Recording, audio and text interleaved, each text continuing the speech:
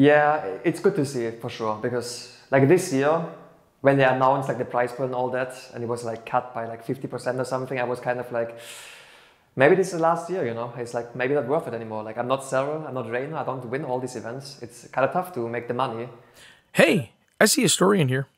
Today, we have a light and fun chat I had with ShoWTimE.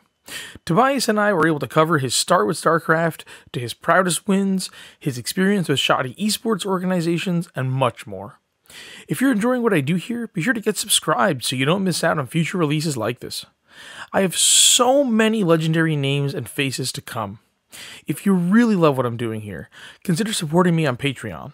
It really helps us sustain the channel, and the link is in the video description. With that out of the way, let's jump in to my word with ShoWTimE. Okay, so ShoWTimE, thank you so much for taking the time today, man. Yeah, thanks for having me. Of course. So the customary question, how'd you first get involved with StarCraft? I used to play a little bit of StarCraft 1, I guess, which is like, I didn't play online at all. Like I had no internet even back then. I was just playing the campaign, so that's how I knew StarCraft. Like my brother and me were playing it. And then when StarCraft 2 came out, I kind of remembered like, oh, StarCraft 1, you know, it was pretty fun to play as a kid. So my brother actually bought it. I wasn't even playing it at first. And I think he played through the campaign, and then I immediately jumped into multiplayer eventually. So that's kind of how it started. Did he ever get involved with multiplayer? No, not at all. He only played campaign and he was done. And then I only played multiplayer. So, yeah, I think a lot of people are in either one of those camps or the other. yeah. Have you ever been like really deeply involved in any other games?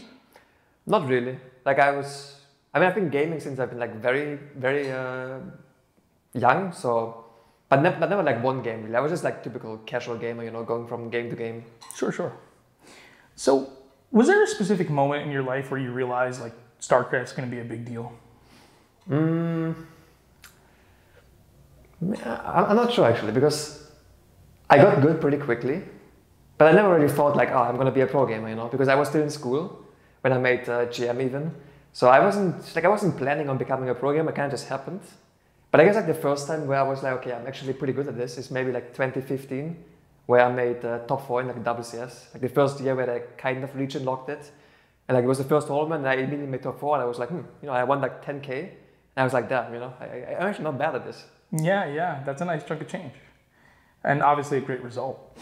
So, was there anything in particular that drove you to pick Protoss?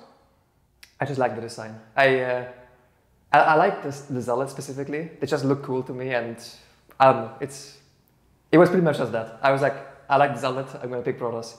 I never tried anything else in the beginning. So it was more like aesthetics, I guess. Yeah, no, I think that plays into it for a lot of people.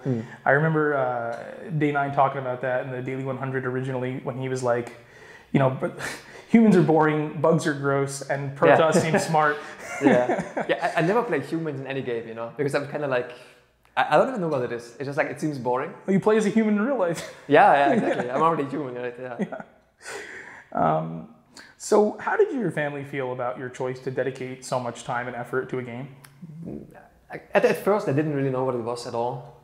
Like, I think my first tournament that I had to travel, my dad actually drove me there, and he was just watching, he was like in the audience watching, and he had just no idea what was going on. But they were like supporters from the start. Like, I'm actually very lucky in that sense, because a lot of parents would be against something like that. They would be like, oh, go study or find a job or whatever, right? So I was very lucky, and they were supportive from the start. Yeah, I feel like that's not necessarily the story you hear all the time. Yeah, so that's pretty cool. So, you know, you've had this nickname, Der Mauer, for quite a while. Do you like that? Is it a fun nickname for you? You don't really like it, or what? I like it, although I guess it fits me because I do play this defensive macro style. But at the same time, sometimes I feel like people only see this in me, you know?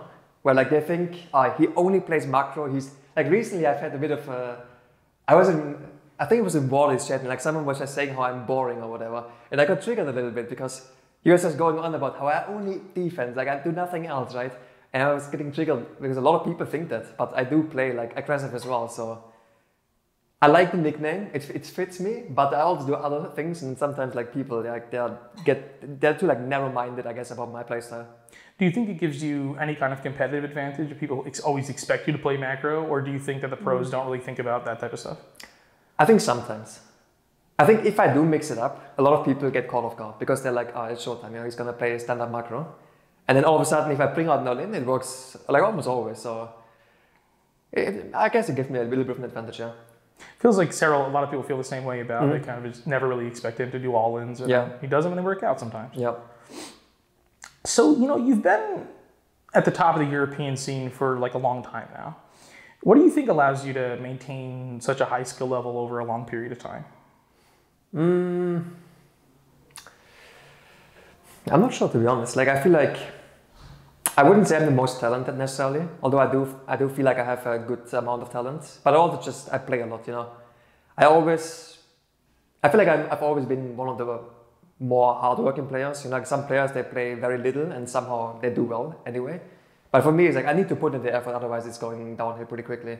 So it's probably just continuously putting in the work.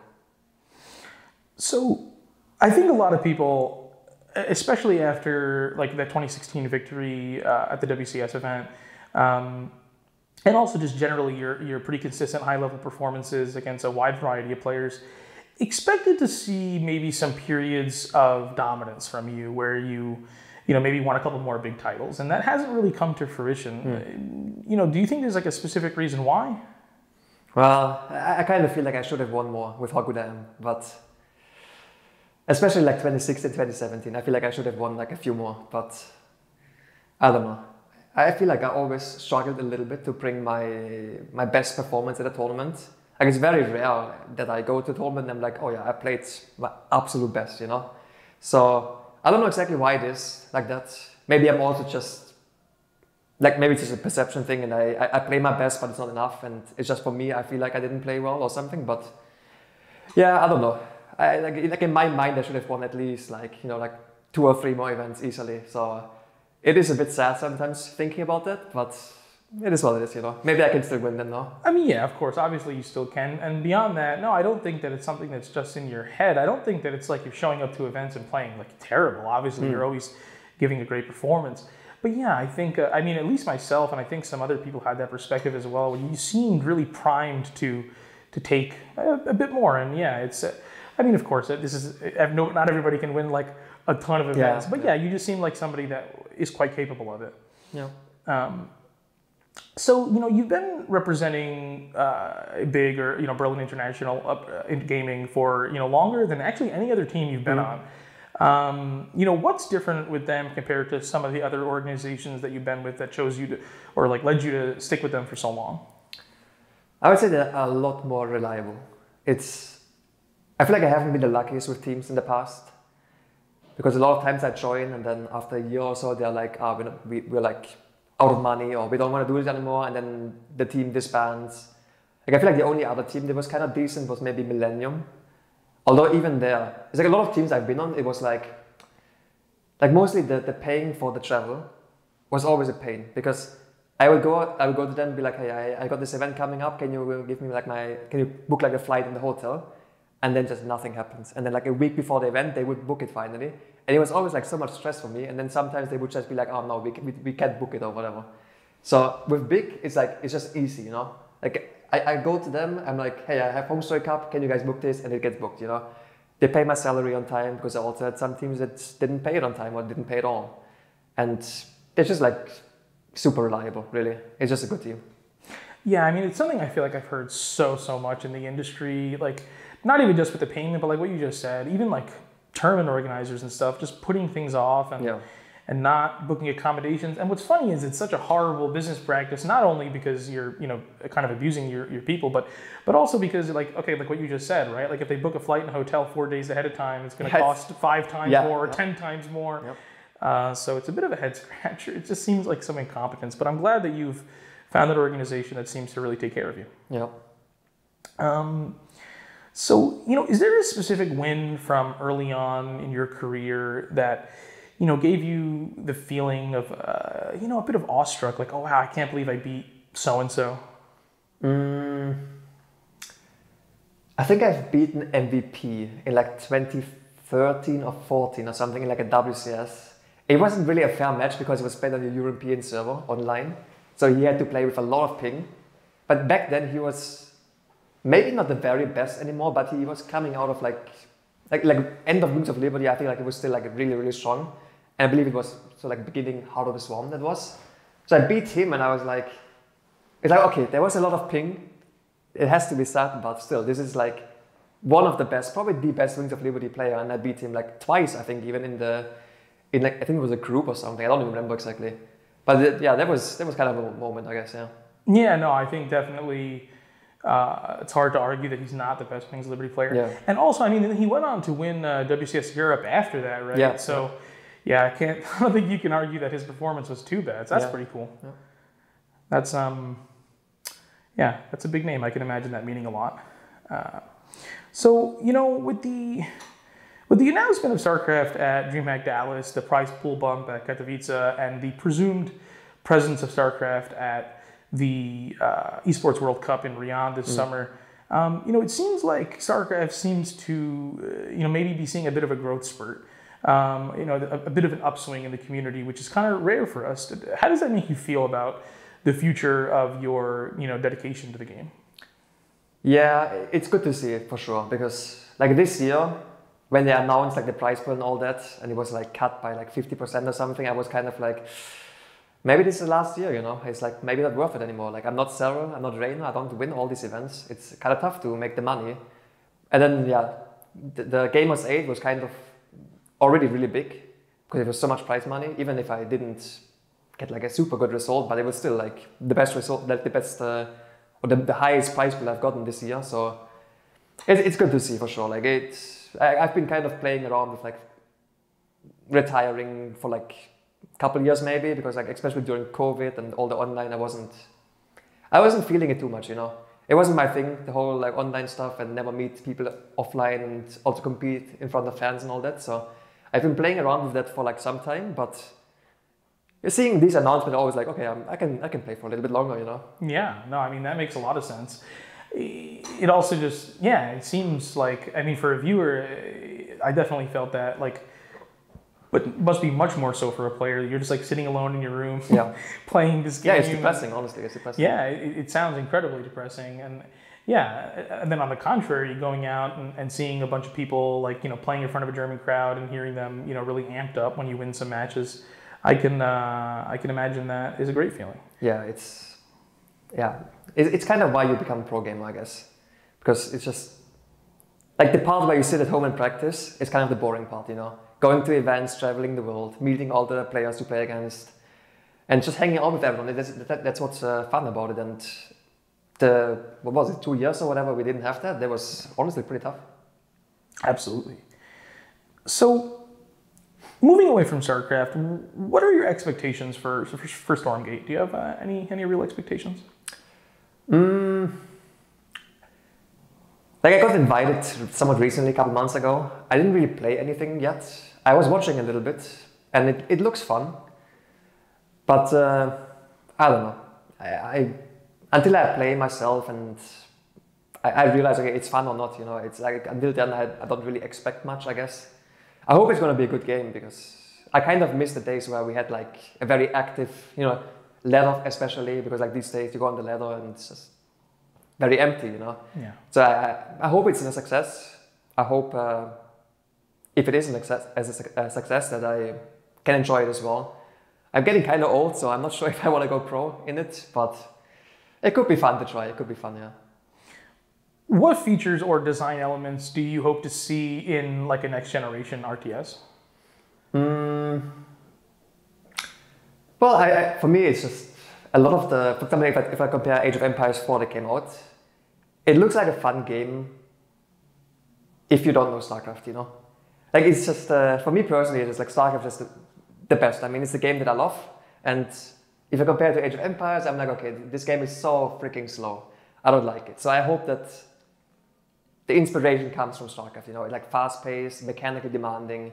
It shouldn't be too easy mechanically. I feel like otherwise it gets dumbed down to like only strategy, which I don't like. It's a big part of it, but I like the mechanical part as well. So it should definitely have a lot of inspiration from StarCraft, I feel like.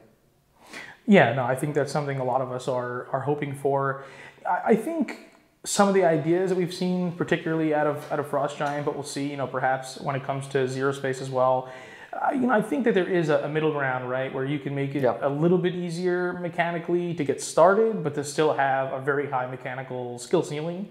I'm curious to see if any of these companies are able to accomplish that.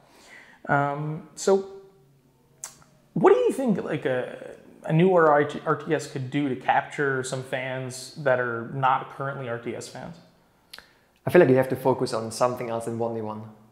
I feel like in StarCraft, the co-op mode was like very successful, but it came so late, It's like, and I totally get it, because like 1v1 is stressful, even as a pro player, like I have this watch here that shows me like my heartbeat.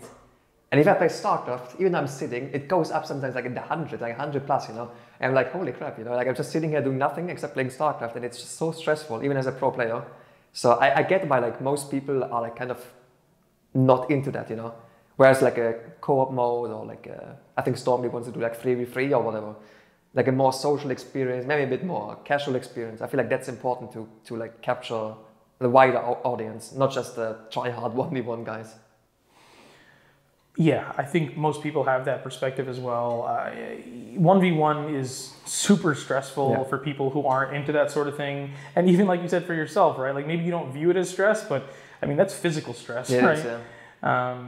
So yeah, I think I'm very hopeful for the future of RTS with a bit of a shift in focus to more social play, the ability for hardcore people to onboard the game to their friends. I think is super important because it's incredibly difficult right now. I'm sure it's something you've seen in your own life, right? Where if you try to show it to a friend or a girlfriend or something, it's difficult.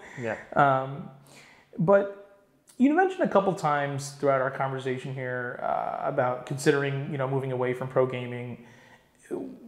Is there anything specific that you would, consider pivoting to if you were to move away from esports? I thought about it a lot, but I never come up with like anything concrete where I'm like, okay, I could study or I could search for a job or something. And I'm always like, I don't know, I don't want to do anything else, I just love doing what I do. And but at some point I have to. So it's something I worry about a lot, I would say. But there's not anything concrete that I have in mind right now. Do you think like non-pro gaming roles within the esports world is something that like could be an avenue for you? Yeah, it would be easier to stay somewhere. Like, I don't know if I could turn into a caster or maybe a streamer or like something like that. It would probably be more natural because, as a pro gamer, you don't have to wake up early, maybe play late, and it's like a very different world from like a regular job. So I could, like, if I was to do like something more normal, it would probably be a tough transition, I guess. So yeah, I don't know yet. Yeah, I mean, pretty much I would say almost every single person I ask this question has a similar perspective as you. It's I mean, realistically, you're asking somebody like, oh, what would you do if you shake up your whole life? It's like, that's not an easy question to answer. So. No. But that's about all I had prepared for you. Any closing words? Just thanks for having me. It was a fun interview. I hope the fans enjoyed it as well. And I hope I continue to do well in StarCraft. And maybe I can get a good placement here at Home Story Cup. We'll be very, very happy about it. And yeah. I hope we get to see you win 2 or 3 big events like what you were kind of hoping for. That would be fantastic. I think another really prominent name out of the European scene, especially a Protoss name with Matchbacks not participating in events, would be awesome. Yeah. But yeah, I appreciate you for taking the time, and that about does it. Yep. Thanks so much for watching. If you enjoyed this one, be sure to leave a like and a comment down below. If you don't want to miss out on future uploads with awesome people like this, get subscribed. If you want to support the channel, take a look at my Patreon. The link is in the video description. That's all for now. Until next time, friends.